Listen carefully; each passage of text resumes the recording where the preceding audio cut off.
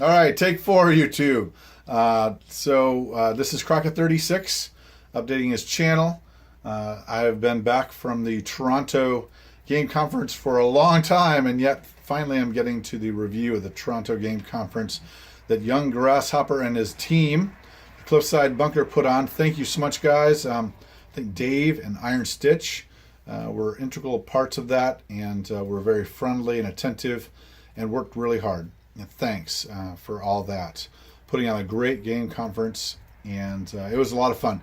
There was a lot of energy in the room. You could always tell people interested in the same things, people interested in access and allies. Pretty narrow niche market here, and yet the enthusiasm for the game is alive and well. I thought a couple of years back that it was really kind of on the wane, and I think it's actually on the wax. So that's good. The Toronto Game Conference was awesome. It took me a lot to get there. It was expensive. It was draining physically and mentally. It was like an Olympics for your brain. And every day around 7 o'clock, knowing that there was only maybe one turn left in the game, my tensions were high. I was exhausted. I was a little fried. But I was also very excited, and it was very intense. So that was great. I ended up tying 1-1 both games and qualifying for the bronze or the bronze. So the third place. I was in that heat, but unfortunately had to leave and go back to Massachusetts and go back to UPS. So yeah, it was the first time any of the guys that I played with had done a tournament. It was also the first time any of us had used Grasshopper's cards, his victory conditions, and that was different. It was a different game. We, in the second game, decided to go for Moscow. Well, Moscow was a bit far. We were not as good as other people, Gargantua and Variants, and others, and we did lower turns per day. First day very low, and then the second day a little better, but still not at anywhere near the level of other people that played a lot more rounds than we did. But we had fun. We pushed for Moscow, like I said, second game, and came up right at the door of Moscow. Japan never got to attack it. Germany got to attack it twice. So we were having a lot of fun. We met some great guys, and look forward to getting to know them over YouTube and over accessanallies.org. Haven't been able to do that because life has been so busy. I have eye surgery in 2 weeks, and I hope to make some connections with the people at the game conference. So critiques. So I've already said that there was so much good about it. I do think a dinner break probably would have been good, because I did end up, like I said, very exhausted, even a little shaky with all the tension. I mean, like I said, even around 6 o'clock, you realize that you just didn't have a lot of time to accomplish what you wanted to do. And every day there were several of these cards that we had our eyes on, and if we had had a little more time, would have been able to get. For instance, the first day, we were looking at the North Africa token fairly easily, and yet came up short. Second day, the Moscow token.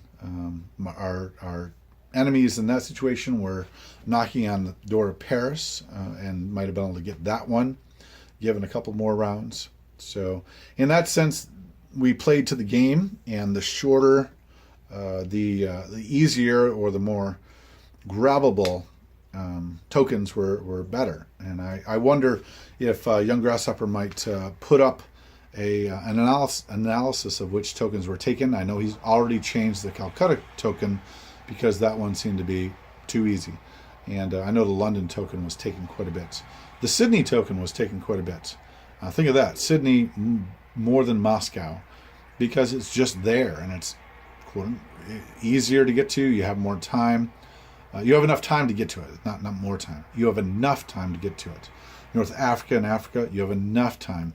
Moscow hard. I think that there was only one other time, discounting the superheroes, people who had played plus 1,000 games, and discounting that, and I think the Moscow token may have only been taken one time, other than I could be wrong on that, but not many times. Not many times that I hear the bell ringing and people going, "Take the Moscow token."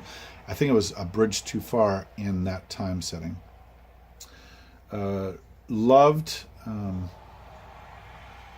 it though. I mean, like I said, the game system and the tokens just provide a different variant on the game, and yeah, different variant, and a very good variant, by the way. So I would have liked to see the token that I would like to see added would be a radical token. It would be the Axis minimum economic victory condition.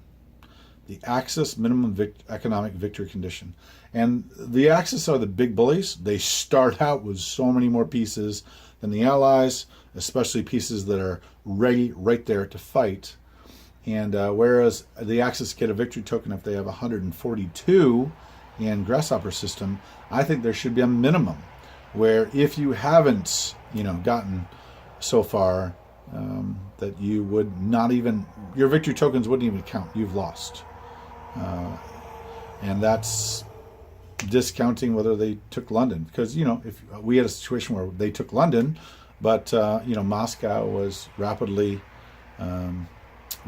growing, and America was finally in the war, and Moscow and Russia and America in our first games were kept out of the war until the last two turns. We kept America out of the war until the last two turns.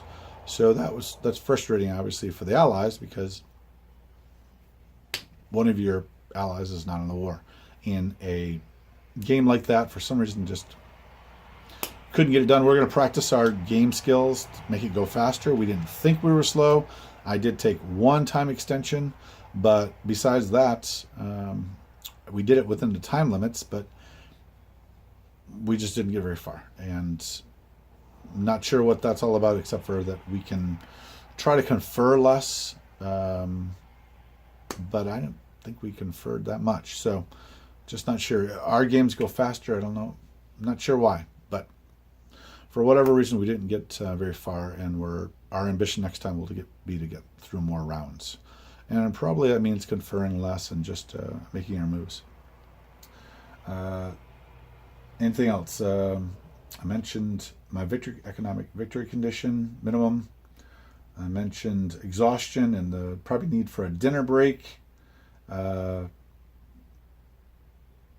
love that it's going to be in the middle of the week, because that's going to allow one vacation instead of over the weekend, where you're kind of looking at two vacation picks at UPS at least. So that's great. I like that a lot. Good stuff. And I look forward to getting into contact with the people that were there, more than I have already. Unfortunately, like I said, it's been crazy. Well, thanks for watching, and click subscribe, and I will be back fairly soon with some victory conditions of my own, which I want to play with, and also a variant rule that I think will be very interesting. So, great time. Great, by the way, to have Larry and Tom there. I've done a little bit of playtesting with them, and it's super to see this product, this new game coming out that is going to be so very different, and just another dimensional. It's other dimensional than Axis and Allies. A lot of fun, and I'm looking forward to playing it more, and to seeing how it turns out. So, all right, take care. God bless, guys.